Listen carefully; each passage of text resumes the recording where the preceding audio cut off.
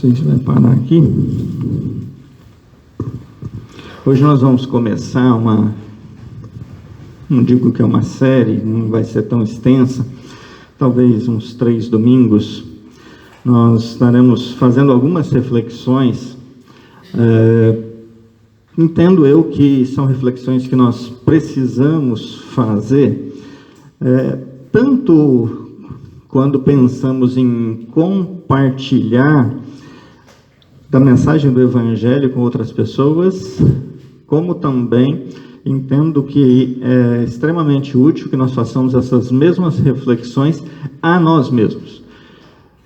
Eu não sei se você já pensou dessa maneira, mas tudo aquilo que nós falamos a respeito do Evangelho, toda vez que nós falamos, usamos essa terminologia de compartilhar da mensagem do Evangelho em relação aos outros, eu compreendo que essa mesma mensagem ela precisa ser pregada com muito mais ênfase e no número de quantidade muito maior para nós mesmos. Bom, o que eu estou querendo dizer com isso? Que quando você vai falar a respeito do amor de Deus, quando você vai falar do sacrifício de Cristo, quando você vai falar da certeza da ressurreição, da certeza do perdão dos pecados, quando você vai falar da adoção que acontece, dessa acolhida que acontece através de Cristo, momento em que passamos a fazer parte da família de Deus, tudo isso, embora verdadeiro, e então tudo isso deve ser compartilhado com outras pessoas, se isso não for repetido constantemente para nós mesmos, aos poucos isso vai se tornando apenas um discurso. E não raras as vezes nós compartilhamos conteúdos bíblicos que nós não cremos mais. Passa a ser apenas um compartilhamento de informação bíblica, mas não é um compartilhamento de convicções bíblicas. Eu diria que talvez para cada uma vez que nós pregássemos o Evangelho para alguém, nós deveríamos ter pregado esse Evangelho pelo menos 1 de vezes para nós mesmos.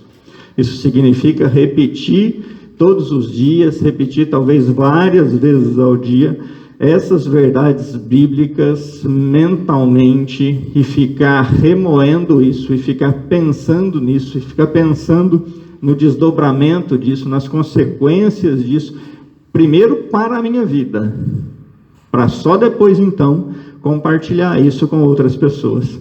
Quando isso acontece dentro dessa dinâmica, nós passamos a compartilhar com ênfase, com verdade, com o chamado brilho nos olhos, porque nós não estamos compartilhando uma letra morta, nós estamos compartilhando algo que realmente traz vida e trouxe vida a mim, trouxe a minha vida, e é isso que nós compartilhamos com as outras pessoas. Então, ao pensar nessas próximas pregações, hoje e nos próximos domingos, embora em alguns momentos nós venhamos falar das verdades bíblicas para outras pessoas, eu gostaria que você também entendesse dessa maneira, que essas verdades bíblicas também precisam ser ditas a nós mesmos antes de compartilharmos com outras pessoas. Abram aí a sua Bíblia no livro do profeta Isaías, capítulo 40. Água. Isaías, capítulo 40. Um texto que nós conhecemos, pelo menos em parte, uma parte mais recitada por nós. Nós vamos fazer a leitura dos 11 primeiros versos hoje, e a partir desse texto nós vamos desdobrar depois, olhando para outros textos. Isaías capítulo 40, a partir do verso 1. A partir do verso 1 até o verso 11, a palavra de Deus diz assim: Consolai, consolai o meu povo, diz o vosso Deus. Falai ao coração de Jerusalém, bradai-lhe que já é fim do tempo da sua milícia, que a sua iniquidade está perdoada e que já recebeu em dobro das mãos do Senhor por todos os seus pecados. Voz do que clama no deserto, preparai o caminho do Senhor, endireitai no ermo vereda a nosso Deus. Todo vale será aterrado e nivelados, todos os montes e outeiros. O que é tortuoso será retificado, e os lugares escabrosos aplanados. A glória do Senhor se manifestará, e toda a carne a verá, pois a boca do Senhor o disse. Uma voz diz: clama, e alguém responde: que hei de clamar? Toda a carne é erva, e toda a sua glória como a flor da erva. Seca-se a erva, caem as flores, soprando nelas o hálito do Senhor. Na verdade, o povo é erva. Seca-se a erva e cai a sua flor, mas a palavra do nosso Deus permanece eternamente. Tu, ó Sião, que anuncias boas novas, sobe a um monte alto. Tu, que anuncias boas novas a Jerusalém, ergue a tua voz fortemente. Levanta e não temas, e dize às cidades de Judá: eis aí está o vosso Deus. Eis que o Senhor Deus virá com poder, e o seu braço dominará. Eis que o seu galardão está com ele, e diante dele a sua recompensa. Como pastor apacentará o seu rebanho, entre os seus braços recolherá os cordeirinhos, e os levará no seio. As que amamentam, ele guiará mansamente. Antes de refletirmos sobre isso, eu gostaria que você, mais uma vez, fechasse seus olhos, abaixasse a sua cabeça e me acompanhasse nessa oração. Senhor Deus e Pai, louvado e engrandecido seja o nome do Senhor. Obrigado a Deus por esse tempo, obrigado a Pai por esse momento em que podemos nos juntar para cultuarmos o nome do Senhor. Obrigado pela Tua Palavra, que é viva e eficaz, capaz de penetrar no mais íntimo de cada um de nós, capaz de sondar o nosso coração, capaz de nos transformar, ó Pai, conforme a boa vontade do Senhor. E o meu pedido a Ti, ó Deus, é que seja a ação do Seu Santo Espírito sobre as nossas vidas nesses minutos, ó Pai, para que possamos compreender, para que sejamos transformados pelo Senhor, de maneira que as nossas vidas sejam vividas de acordo com a Tua vontade. Essa oração eu faço a Ti, ó Deus, agradecido, no nome santo de Jesus. Amém. Bom, Israel, o povo judeu, estava vivendo no cativeiro da Babilônia. Esse é um período difícil, um período de angústia, de sofrimento, pessoas que haviam sido levadas para a Babilônia, outras deixadas ainda em Jerusalém, mas com a cidade sem os seus muros, com a cidade sem a sua segurança, vivendo agora debaixo da opressão desse império babilônico. E Deus levanta nesse contexto o profeta Isaías para falar com o seu povo. E esse texto aqui que nós acabamos de ler, ele começa exatamente com essas palavras, palavras de consolo. Consolai, consolai o meu povo, diz o vosso Deus. O texto hebraico ele tem uma característica: quando palavras se repetem, é porque a ideia é de ênfase. Consolai, consolai. Se nós fôssemos usar o nosso português, principalmente o nosso português popular, isso que nós falamos no nosso dia a dia, sem as preocupações com as regras, nós diríamos que era para consolar, mas consolar de verdade, era para consolar, mas consolar muito, mas muito mesmo. Esse é o desejo de Deus quando Ele levanta, nesse momento, o profeta Isaías. Consola muito o meu povo, consola de verdade o meu povo. Eu sei da aflição do meu povo, eu sei o quanto ele já sofreu nesses anos todos, vivendo como cativos nessa invasão, nessa tomada pelo Império Babilônico, mas chegou a hora de colocar um fim nisso. E essas são as palavras que se seguem. Olha, o tempo acabou. Esse tempo de dor, esse tempo de angústia chegou ao fim. Deus já puniu, Deus já puxou a orelha, Deus já exortou o seu povo através do cativeiro. E o cativeiro é sempre visto dessa maneira, como sendo uma permissão de Deus para mostrar para o seu povo que eles precisam viver constantemente sob a proteção do seu Deus. Então, o que nós lemos aqui é que a sua iniquidade está perdoada. Vocês já receberam tudo aquilo que deveriam receber como punição, como castigo por conta dos seus pecados. E talvez aqui nós tiramos já a primeira lição. A primeira lição é a mais simples possível, e que talvez na prática nós não transformemos isso em algo tão simples. E eu digo que é simples porque é uma ideia muito básica. Se vivemos em desobediência a Deus, colhemos consequências que não são agradáveis a nós. Entende isso?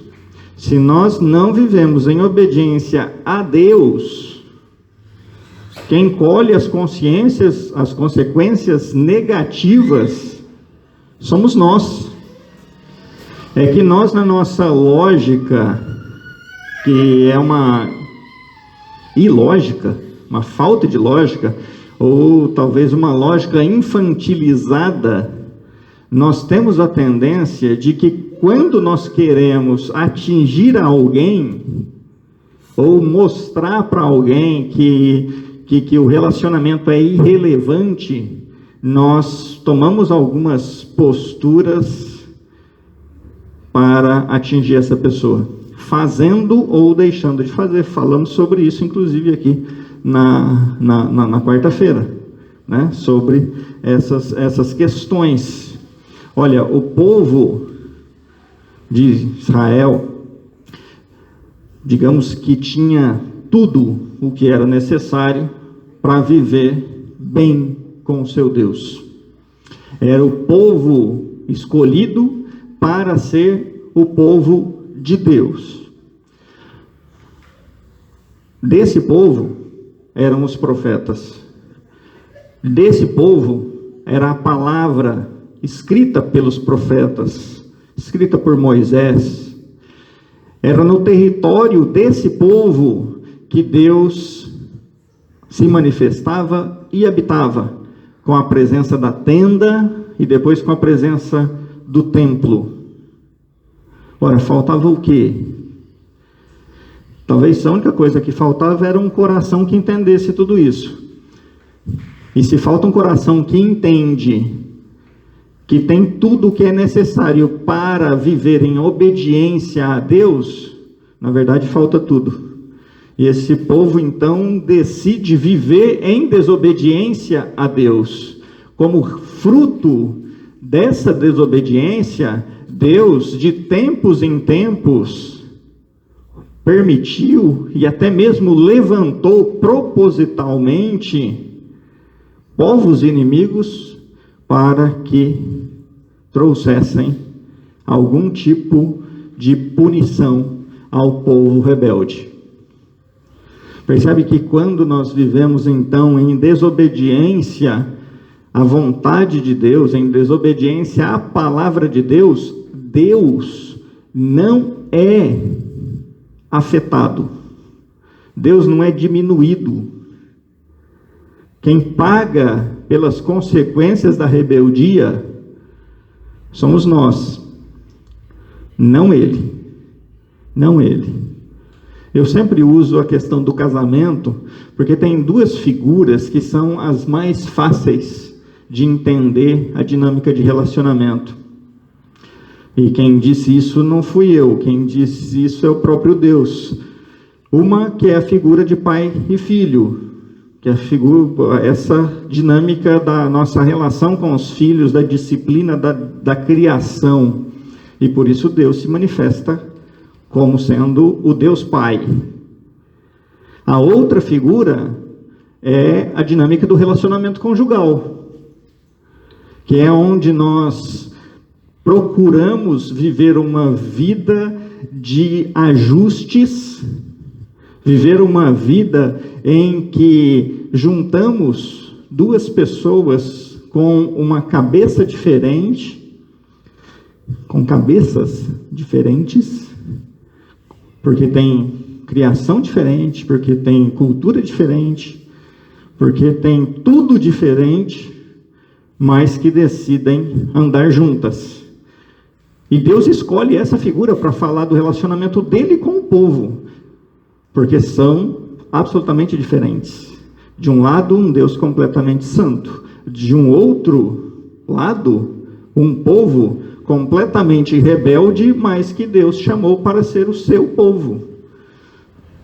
Somos nós.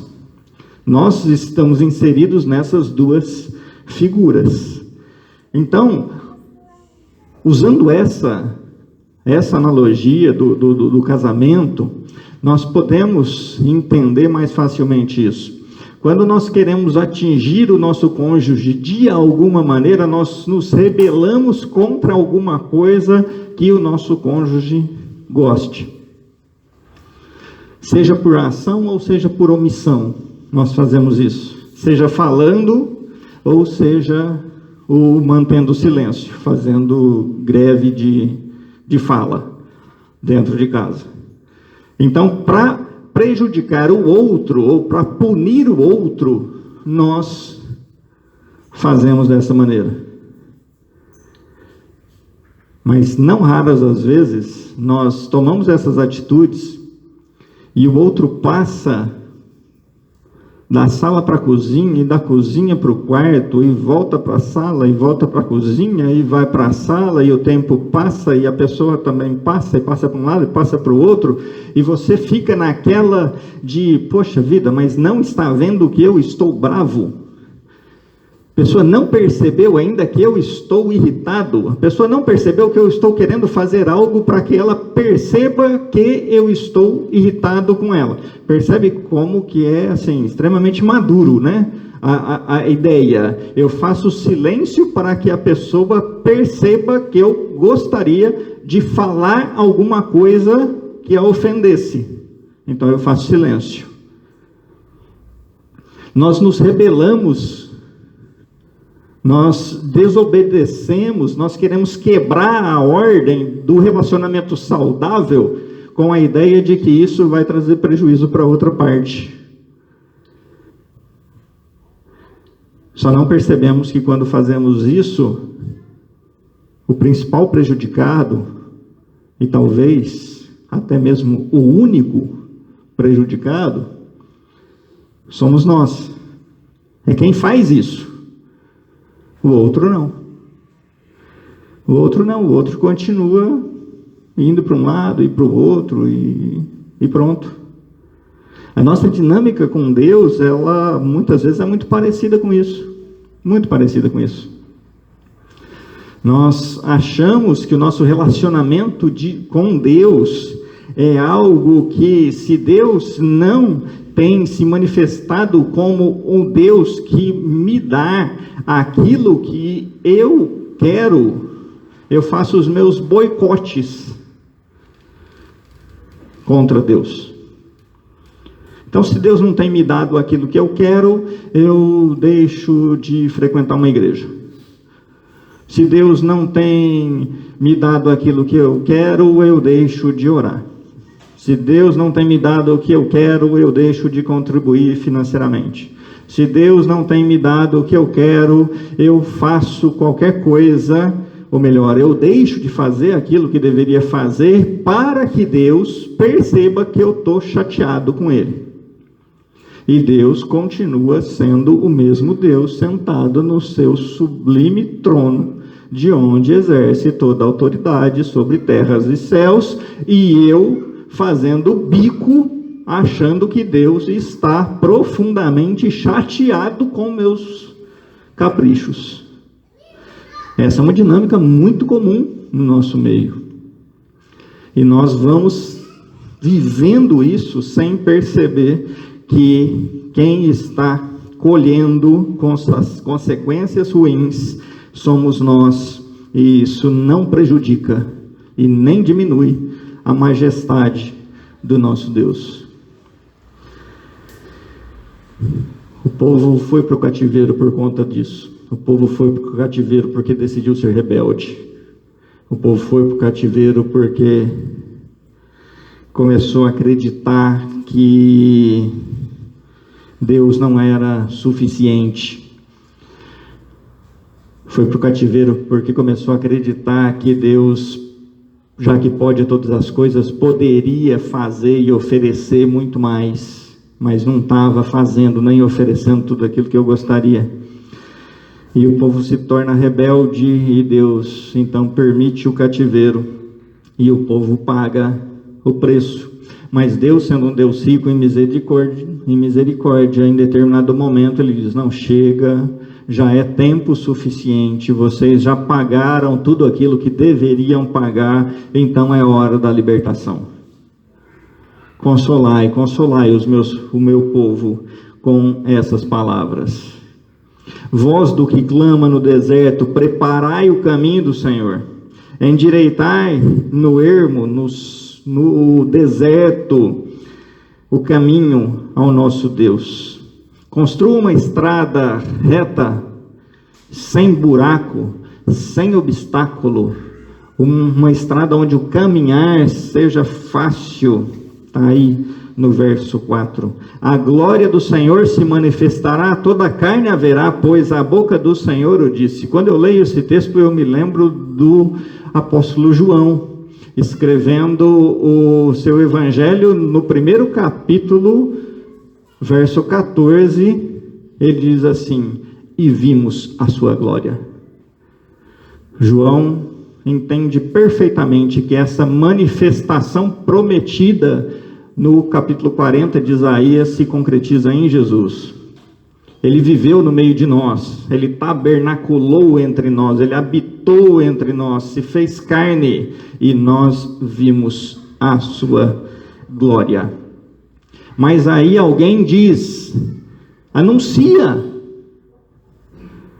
Mas também tem alguém que retruca: vou anunciar o quê? Vou anunciar o quê? Esse alguém que está retrucando aqui é Isaías. Eu vou anunciar o quê? O povo é complicado. O povo é difícil. O povo não passa de uma erva. Não passa de um matinho. Cresce, é bonitinho, só que aí vem o vento quente e pronto. Cai a flor, murcha, perde a beleza, perde o encanto. O que eu vou falar para esse povo? E aí então vem realmente a reflexão que eu quero que você saia daqui com essa reflexão, nessa primeira parte da mensagem, no dia de hoje, a partir do verso 9.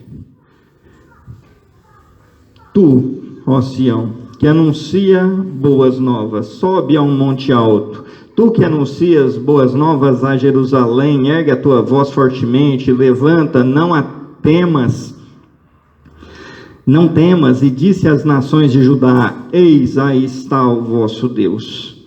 Eis que o vosso Deus virá com poder e o seu braço dominará, eis que o seu galardão está com ele, diante dele a sua recompensa. Como pastor apacentará o seu rebanho, entre os seus braços recolherá os cordeirinhos e os levará no seio, as que amamentam, ele guiará mansamente.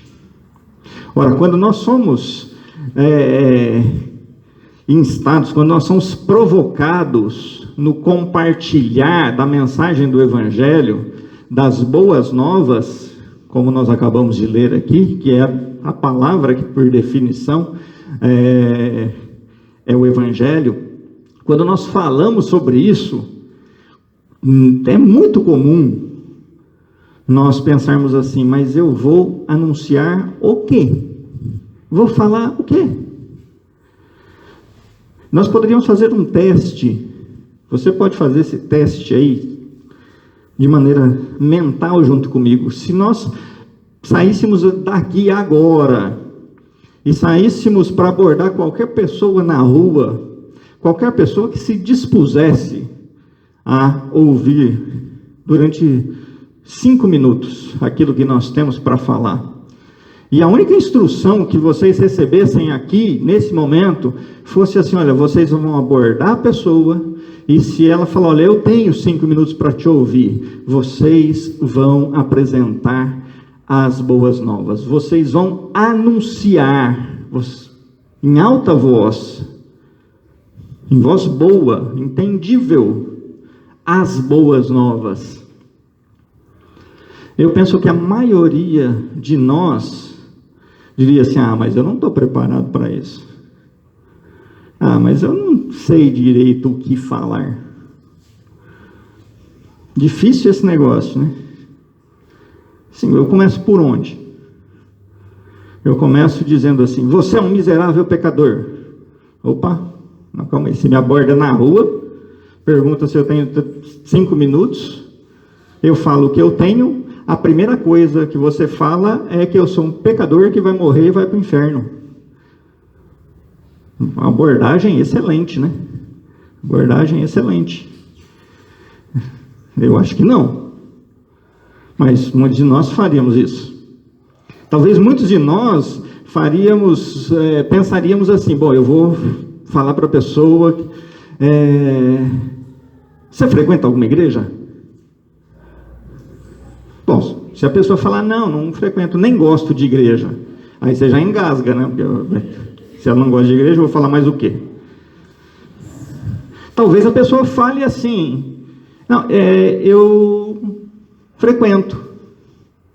Bom, também já morreu o assunto, então vai com Deus, não sei para onde, porque eu não sei nem que igreja que é, não sei nem que prega lá, não sei nem o que você crê, mas morreu o assunto também. Porque se você perguntar que igreja que é, e ela falar, ela citar o nome de uma igreja e uma seita qualquer, o que você faz? Você vai falar, não, mas essa igreja aí é tudo mentira, esse negócio.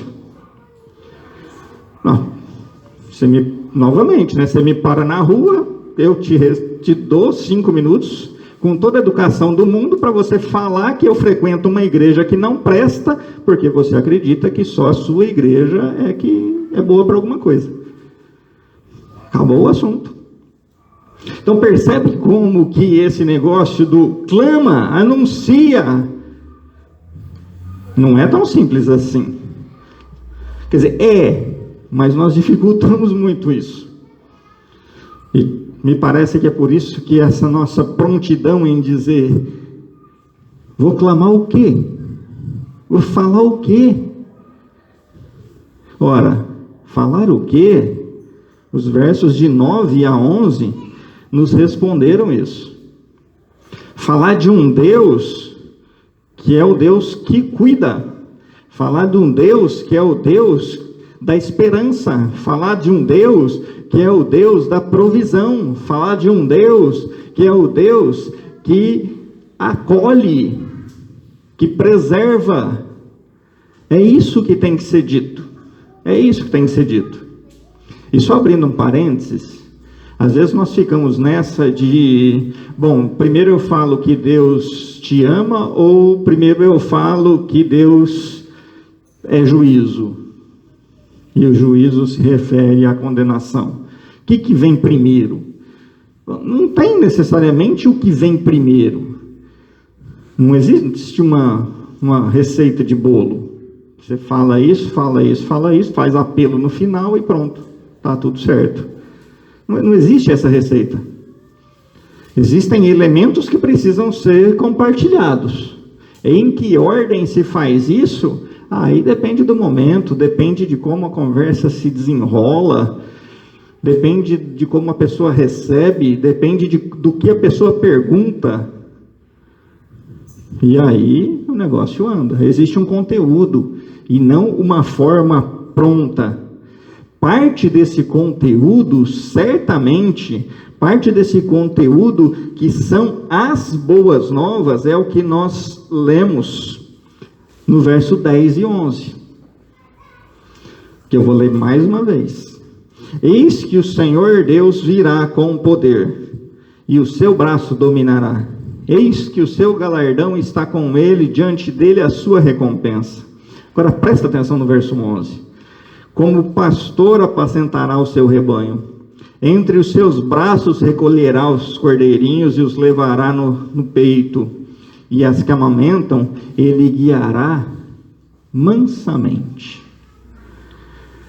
As boas novas é falar de um Deus que acolhe as pessoas, que cuida das pessoas, que dá direção à vida das pessoas, que guarda a vida das pessoas e, inclusive, que caminha junto, que vive junto com as pessoas.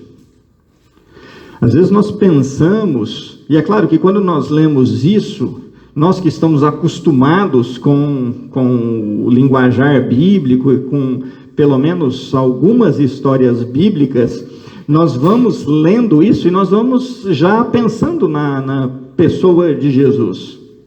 Do Deus que virá com poder, nós já pensamos, bom, e já veio, é Jesus. E aquele que acolhe como pastor, nós já pensamos, é Jesus, o bom pastor. Nós vamos fazendo essa associação, mas às vezes nós não paramos, não dedicamos tempo para pensar no que verdadeiramente isso significa para nós e para as pessoas que ouvem essas verdades pela primeira vez. Nós estamos falando de compartilhar boas novas a pessoas que vivem completamente desamparadas, que ao mesmo tempo que creem em tudo, e exatamente porque creem em tudo, demonstram que não têm convicção de nada. De nada. Porque aqui cabe muito bem aquele ditado que penso que alguns de vocês conhecem: cachorro que todo mundo é dono morre de fome. Se encaixa perfeitamente aqui. Pessoas que creem em tudo quanto é tipo de mandinga demonstram que não têm convicção acerca de nada. De nada. Pessoas que ouvem as mais diversas vozes ensinando supostamente a partir de princípios bíblicos, demonstram que não têm convicção de nada, e por isso ouvem todos os tipos de vozes, e até mesmo vozes que são contrárias umas às outras, porque no fundo todo o caminho leva a Deus. Que Deus! Que Deus! Nós estamos falando de algo nós estamos falando de pessoas que estão ansiando, que estão desejosas de conhecer a um Deus que cuide, conhecer a um Deus que guarde, conhecer a um Deus que sustente, um Deus que dê esperança, que traga conforto, que traga consolação. Nós usamos essas expressões. Alguém morre ou dentro de uma determinada família, fora do contexto religioso, fora do contexto evangélico, e a expressão que nós mais usamos é que Deus derrame das suas consolações no coração de vocês. E as pessoas ouvem isso e falam, poxa, que legal, que legal. Mas aí vem o outro também, lá do centro da macumba, e fala a mesma coisa. Fala assim que Deus console o coração de vocês. E as pessoas vão falar, poxa, que legal, que legal. Porque o importante é receber boas vibrações. Gente, isso aqui não é vibração, isso aqui é mal de Parkinson. E as pessoas estão felizes com isso. Energia positiva, né? Energia positiva. Agradeço a energia positiva. Energia positiva? Que é isso? E a gente se perde no meio disso tudo, talvez porque a gente não saiba falar sobre essas boas novas. Talvez porque a gente não saiba o que dizer a respeito dessas boas novas. Sendo que bastaria apresentar o Deus que acolhe, mas apresentar de forma bem apresentada. E para apresentar de forma bem apresentada, precisa conhecer bem aquilo que se apresenta. Eu tive Nosso primeiro pastor dizia algo mais ou menos assim, que quando você conhece bem um assunto, você é capaz de explicar bem o assunto. Não era isso? Mais ou menos isso? O pastor Molito dizia isso. Aquele negócio assim, eu sei o que é, mas eu não sei falar. Mas como não? Como não?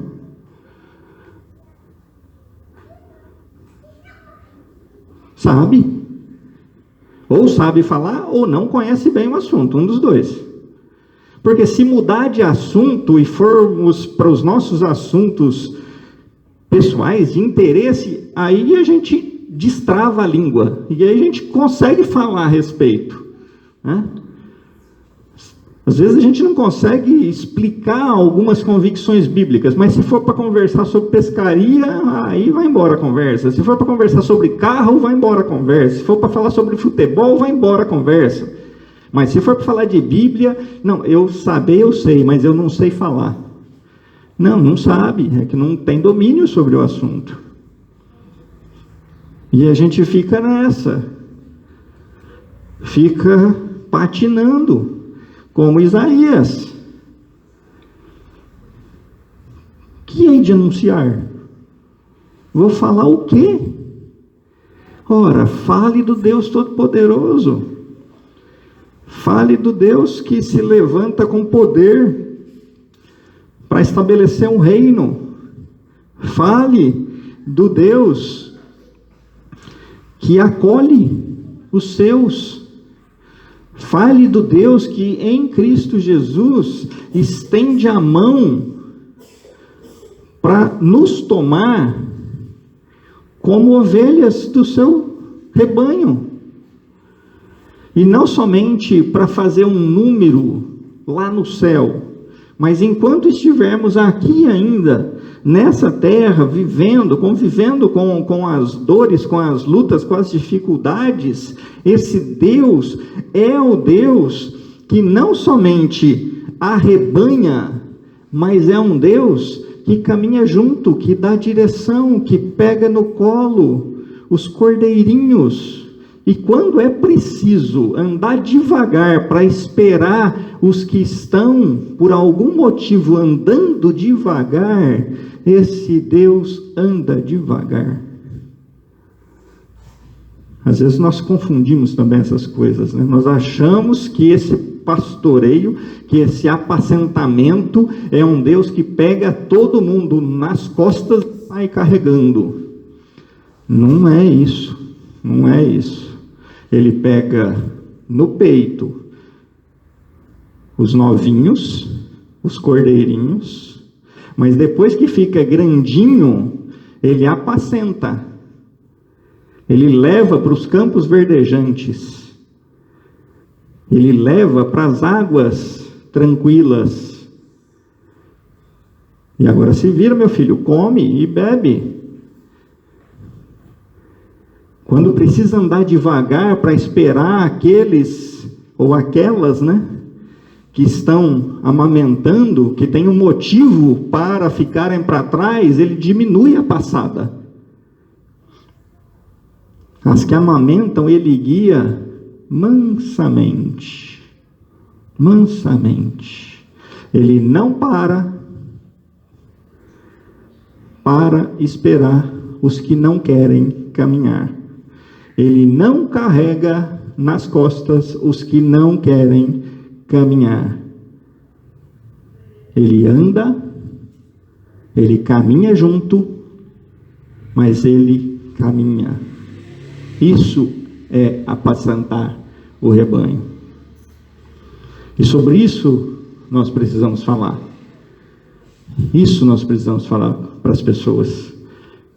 Percebe que existe aqui então, não somente o falar de um Deus que acolhe, mas falar também de um Deus que acolhe, cuida como recém-nascido, cuida como criança, mas que também exige que haja amadurecimento. Essas são as boas novas. Essas são as boas novas. É falar desse Deus. É falar que nós encontramos em Jesus o cumprimento dessa promessa. Nós precisamos cultivar isso nos nossos corações. Precisamos entender bem essa dinâmica de relacionamento nos nossos corações e compartilhar isso com as outras pessoas. Nós precisamos nos analisar para ver em que estágio eu estou no meio disso tudo aqui. Se eu estou sendo apacentado, se eu estou sendo carregado, se eu estou andando no ritmo, se eu tenho motivos para estar andando devagar, ou talvez, quem sabe, se eu estou fazendo birra, parado no meio do caminho. Mas eu preciso me encontrar no meio disso aqui. Eu preciso me encontrar. E a partir desse encontro, é a partir desse entendimento que eu vou entendendo como é que Deus cuida de nós, como Ele se relaciona conosco. E esse cuidado implica, inclusive, no puxão de orelha também. Como é que Deus cuida de mim? Como que nós cuidamos dos nossos filhos? Não é só passando a mão na cabeça. É puxando a orelha também. É castigando também. É disciplinando também. E aí, só quando eu consigo entender isso, é que eu vou valorizando esse relacionamento. Que eu vou entendendo o quanto Deus é um Deus paciente comigo. Porque, convenhamos, eu não sou uma pessoa muito fácil. Não sou uma pessoa fácil de relacionamento. E olha, se eu não sou fácil de relacionamento com as pessoas, você pode ter certeza que com Deus é pior ainda. Pior ainda. Se quem é bom de relacionamento já é com as pessoas, já é ruim de relacionamento com Deus, imagine quem é ruim de relacionamento com as pessoas. Fica pior ainda. Fica pior. Mas é nesse relacionamento, é nesse entendimento que eu vou vendo o quanto Deus tem sido um Deus misericordioso comigo. Tem me suportado na caminhada. Tem me aguentado na caminhada. Quantas vezes tem sido necessário que Deus puxe a minha orelha na caminhada? Pega lá o cajado, sabe o cajado, né? Então, pega pelo pescoço e traz de volta, está saindo da linha. Eu preciso entender isso. Quanto mais eu me aprofundar nesse entendimento, mais valor eu darei ao fato de que Deus tem caminhado comigo, que Deus tem sido esse pastor tão cuidador, porque se tem motivo para Ele me deixar de lado, e realmente tem, e não são poucos os motivos, e Ele não deixa, isso me revela do seu caráter, isso me mostra o quanto que Ele é bondoso comigo. Quais são as boas novas, então, que eu vou dizer para as pessoas? Que existe um Deus bondoso, que existe um Deus que não olha para o tanto que você é difícil, ainda que Ele queira a sua transformação de vida, mas Ele te acolhe com a sua desobediência mesmo, e que Ele vai trabalhar a sua desobediência. Mas perceba que para dizer isso para as pessoas, eu preciso pensar em como eu tenho me relacionado com Ele, como tem sido a minha dinâmica com Ele. Se não tiver a minha dinâmica com Ele, eu só vou falar para as pessoas um texto formal, decorado, copiado, lido, mas não vivido. E essa, com certeza, é a grande diferença, e esse é o nosso grande desafio. A olhar para esse Deus amoroso, cuidadoso, protetor, eu já tenho conteúdo para falar das boas novas. Eu já fico sem argumento para dizer, vou anunciar o quê? Ore, anuncie o Deus do Salmo 23, anuncie o Deus bom pastor, anuncie a Jesus, o bom pastor, anuncie a esse Deus que te acolhe e que te guarda. Que Deus nos abençoe nessa caminhada e que Deus nos abençoe a entendermos a nossa dinâmica de relacionamento com Ele e como é que nós vamos compartilhar isso, então, com outras pessoas no nosso dia a dia. Vamos orar? Senhor, nosso Deus, nosso Pai, louvado e agradecido seja o nome do Senhor. Pai, eu agradeço a Ti, ó Deus. Agradeço porque, como a Tua palavra diz, as boas novas nos alcançaram.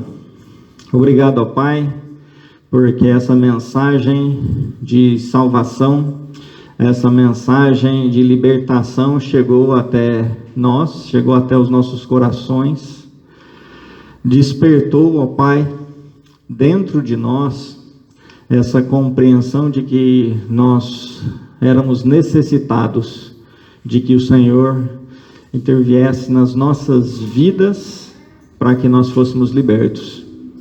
Deus, que possamos compreender isso, que possamos compreender, ó Pai, como nós temos nos comportado dentro do seu rebanho, em que estágio nós temos vivido dentro desse seu rebanho, ó Pai, e a partir desse entendimento, ó Deus, que nós não somente que nós não nos contentemos com o que nós já conquistamos até hoje, mas que nós prossigamos nessa tarefa de conhecer ao Senhor dia após dia, nessa tarefa de amadurecer diante do Senhor dia após dia, e que também, ó Deus, esse conteúdo, não somente um conteúdo acadêmico, mas um conteúdo de vida, seja compartilhado com tantas pessoas que também necessitam de ter um encontro com o Deus pastor,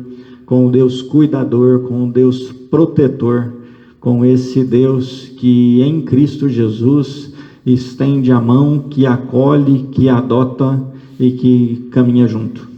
Deus, que nós possamos crescer diante do Senhor e que dessa maneira nós possamos também levar a mensagem do Senhor a tantas pessoas que têm vivido ainda em situação de completa escuridão, tateando, ó Pai, procurando algo na qual se agarrar, ó Deus, e que nós possamos, ó Pai, mostrar a Cristo Jesus como sendo luz para as suas vidas.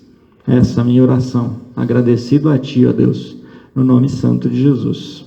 Amém. Deus abençoe a vida dos irmãos e até o próximo domingo, não, né? Até a próxima quarta-feira.